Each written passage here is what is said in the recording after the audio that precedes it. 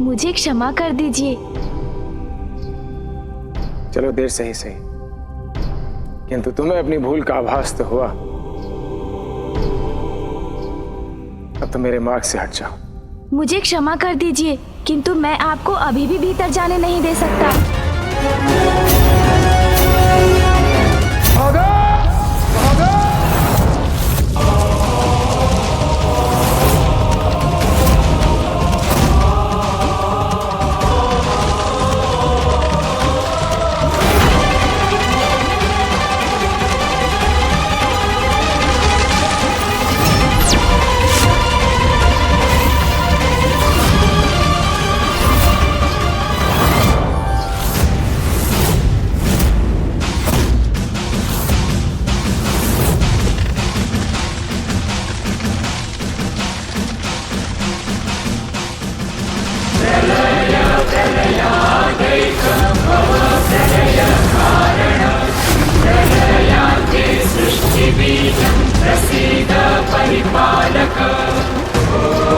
तो हुआ, अब तो मेरे मार्ग से हट जाओ। मुझे क्षमा कर दीजिए, किंतु मैं अभी भी आपको भीतर जाने नहीं दे सकता।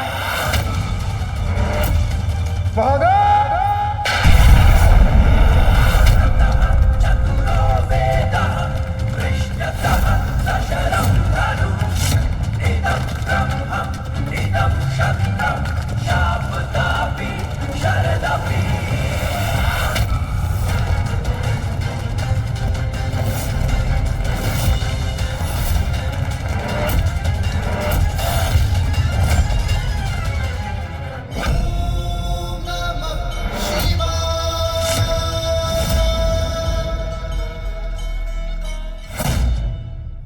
ये तो अनर्थ होने जा रहा है।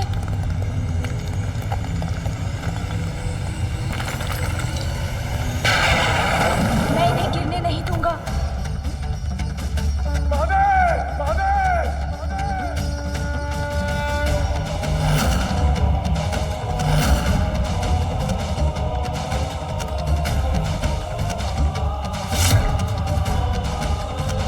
नहीं, मुझे शीघ्र कुछ करना होगा।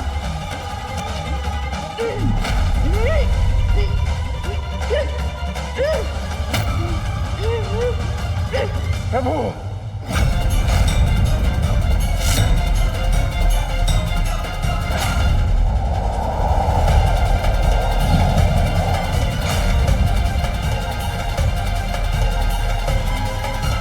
ये क्या कर बैठे परशुराम जी?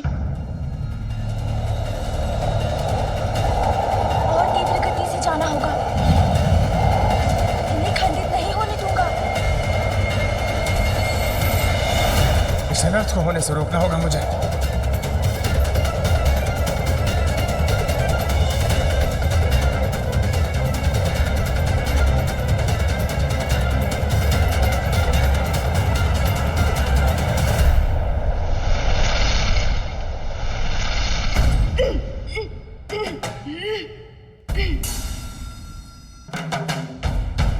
अत्यंत भारी है ये, इन्हें अधिक समय तक नहीं संभाल सकता मैं। भार अकस्मात कम होने लगा है, अब कोई चिंता नहीं।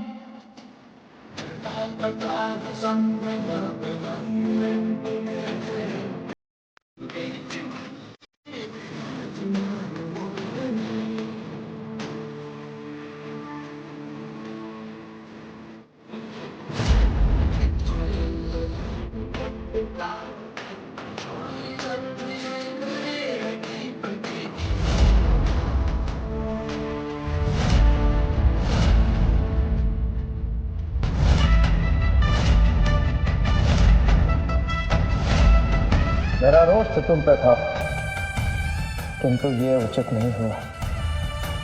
रोष से तो सदा दोषी उत्पन्न होता है प्रभु। आइए, इन्हें पुनः इनके स्थान पर स्थापित कर दूं।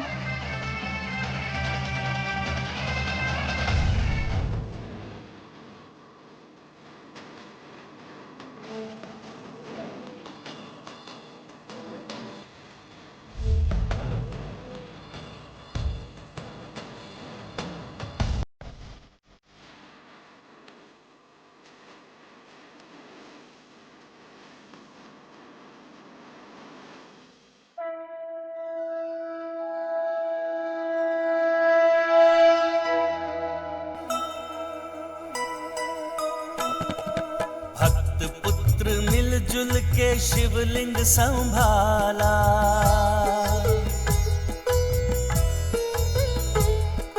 कितना मनोहर है दृश्य ये निराला।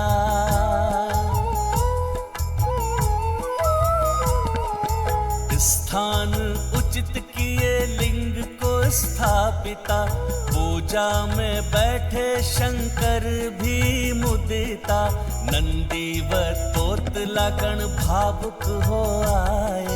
नारद सहित देव सारे ही हर्षाए। जय गणेश जय गणेश जय गणेश देवा। माता जाति पार्वती पिता महादेवा। जय गणेश जय गणेश जय गणेश देवा। माता जाति पार्वती पिता महादेवा। प्रभु, क्रोध तो हमसे उन्हीं का अपमान करा देता है जिनका हम सम्मान करते हैं। मुझे अपने प्रभु के दर्शन से वंचित कर। तुम हो मेरे क्रोध का कारण, तुम, और अब तुम ही मेरे क्रोध को दूर करने का कारण बनोगे। क्योंकि यदि तुमने मुझे पुनः रोका तो मेरे क्रोध का बांध पूर्ण रूप से टूट जाएगा, पूर्ण रूप से। परशुराम जी का क्रोध तो पुनः जागृत हो रहा है। स्वामी, आपके आवेश अवतार अपना आवेश त्याग कर गणेश की बात क्यों नहीं सुन पा रहे हैं? एक ओर अटूट भक्ति है तो दूसरी ओर कर्तव्य निष्ठा। दोनों का ही पीछे हटना कठिन है। इसीलिए कदाचित इन दोनों के मध्य होने वाले युद्ध को कोई नहीं रोक पाएगा। प्रभु, मैं अपने कर्तव्य से नहीं हट सकता। इसीलिए यदि आप मुझे अपनी शक्ति से हटा सकते हैं तो हटा दीजिए, किंतु मैं स्वेच्छा से इस द्वार से कदापि नहीं हटूंगा। मैं अपने गुरु, अपने इष्ट पुत्र को हानि पहुंचाने की कल्पना भी नहीं कर सकता। किंतु हमारे विवाद को सुलझाने का मात्र यही एक विकल्प है। On the odds! On the odds! On the odds!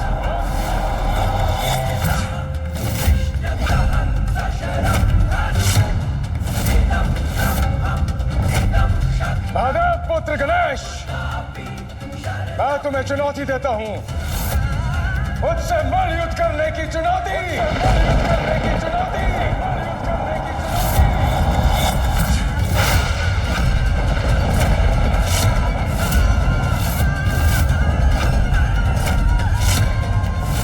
मलयुद्ध? ये तो अनुचित कर रहे हैं परशुराम। मलयुद्ध में तो ये पारंगत है, इसमें इन्हें कोई पराजित नहीं कर सकता। क्या तुम्हें ये चुनौती स्वीकार है? ये तो अनल तो दादा, ये तमत्याते समाधान था तो ये उपाल सुधाई धनदी अन्यथा अनल तो दादा। मल्लिक के प्रस्ताव तो त्रिताल बत्ती दिए, अत्रिताल दल दी दिए।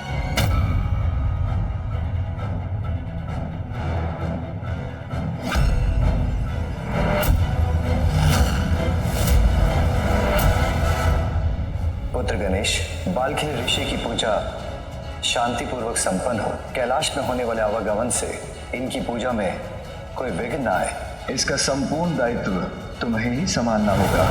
मुझे आपकी चुनौती स्वीकार है।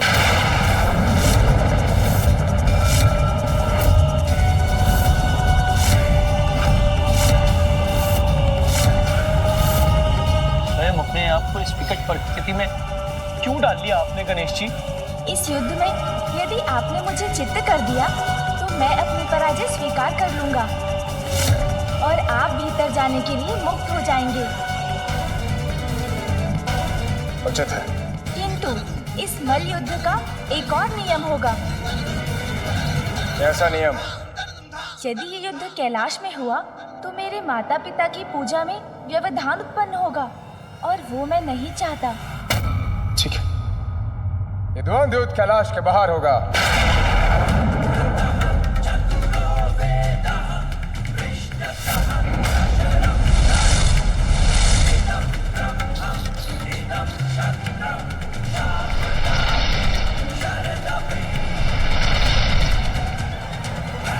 ये आपने कैसे परफेक्ट मोड़ ले लिया प्रभु। आप उनका वेग तो देखिए, हम उनका सामना कैसे करेंगे?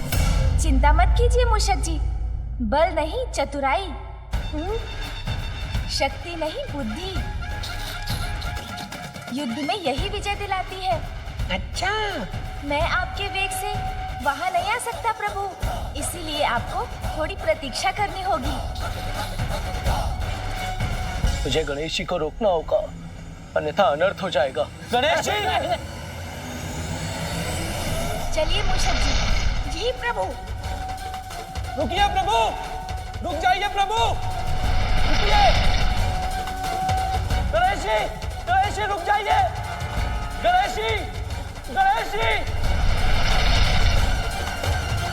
आहत हो इसलिए गणेश जी को रोकने में विलंब हो गया।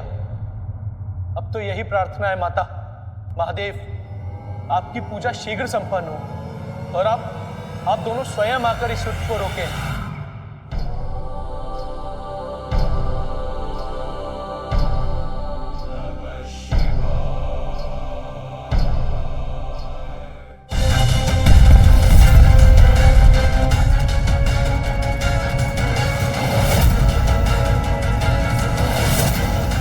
मैं पहुंच गया गणेश, तुम कहाँ हो? मूषक जी तनिक शीघ्र चलिए। वे पुत्र गणेश, यहाँ पहुंचने में इतना समय क्यों लग गया?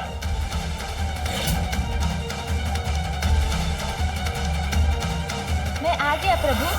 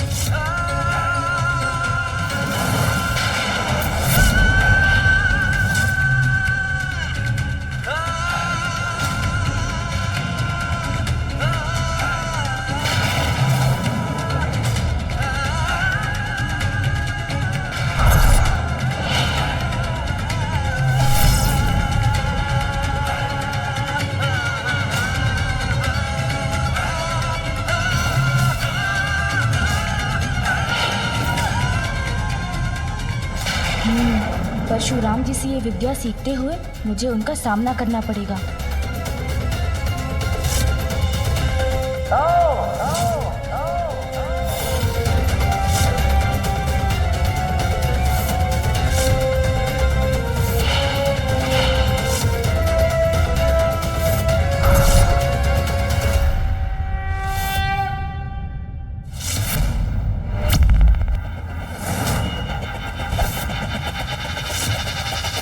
आरंभ हुआ है युद्ध प्रचंड, होगा जिसका भयंकर अंत।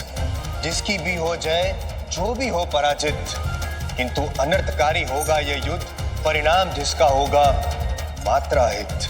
नियति गणेश के समक्ष ऐसी स्थितियां क्यों उत्पन्न कर रही है कि उसे माता पिता की आज्ञा का पालन करने के लिए बार बार अपनों से ही युद्ध करना पड़ रहा है।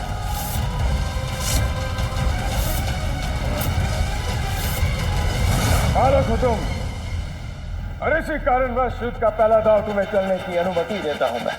आओ।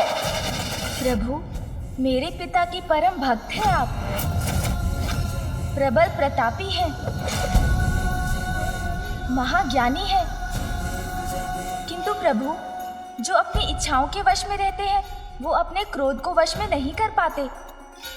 अपना क्रोध शांत कर इस अनावश्यक युद्ध को अभी भी टाल सकते हैं आप। स्मरण रहे, तुम्हें चित करने के पश्चात तो मुझे मेरे प्रभु के दर्शन से रोकोगे नहीं। अग्रतः चतुरो वेदः पृष्ठतः सशरं धनु इदं ब्रह्मम्। प्रतीत होता है अर्थात अब वो आक्रमण करने को तत्पर हैं।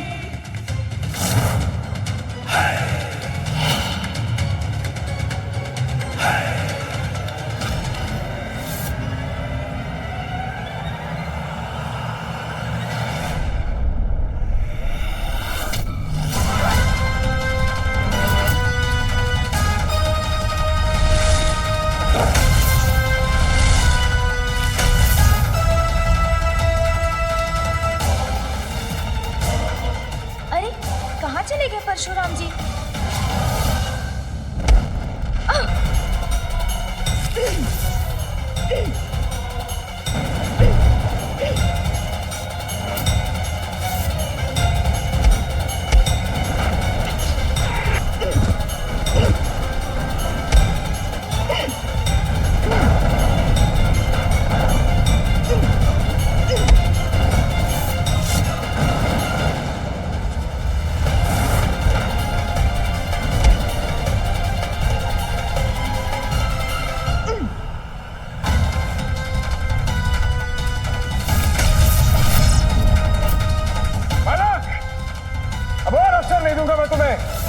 अपने अगले ही दांव से तुम्हें मैं चित कर दूंगा। उचित है मुझसे भयभीत होकर तुम्हारा पीछे हटना सर्वथा उचित है।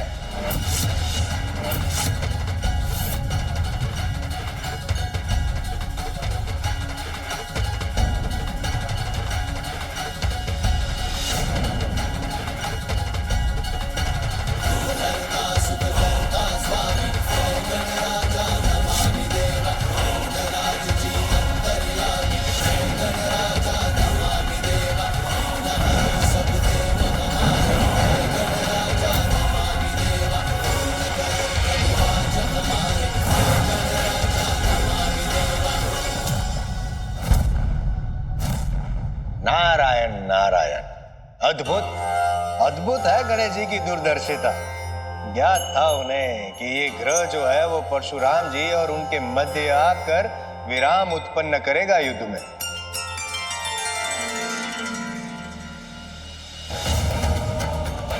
गणेश, गणेश, युद्ध से भयभीत होकर भागना उचित नहीं है। चुनौती स्वीकार किया तुमने तो मेरे समक्ष और युद्ध करो मुझसे। गणेश, ना छिपा हूँ ना भागा हूँ। प्रभु मुड़कर देखिए, मैं तो यही हूँ आपके पीछे।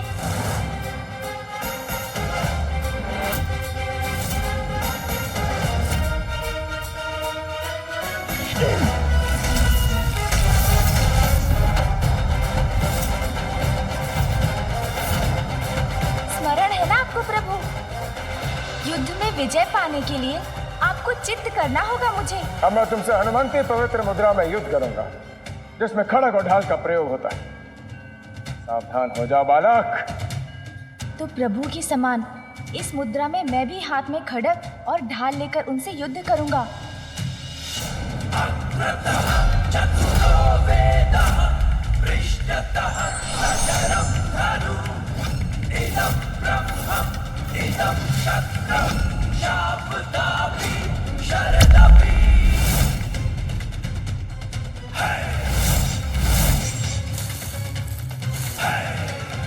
अस्त्र भले ही हाथों में हो, कदमों की भूमिका भी कम प्रतीत नहीं हो रही।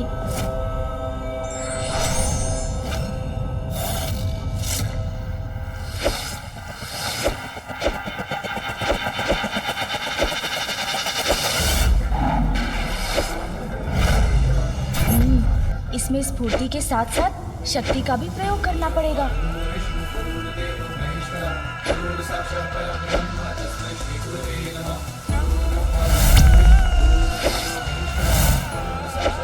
हर क्षण में इतने बार किए जाते हैं कि प्रतियोगी को संभलने का अवसर ही ना प्राप्त हो।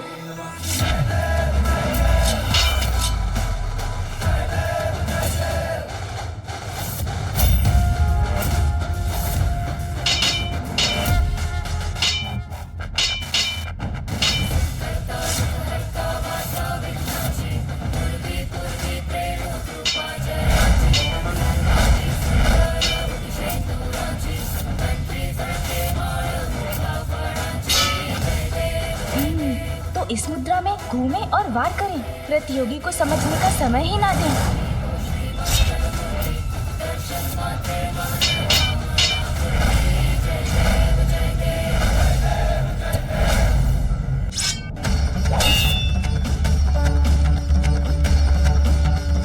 बस बहुत हुआ बालक, अब मैं तुम्हारा खड़ग और ढाल व्यर्थ कर दूंगा। निश्चित रूप से परशुराम जी कोई ऐसा दाग चलने वाले हैं जो मुझे अचंभित कर देगा।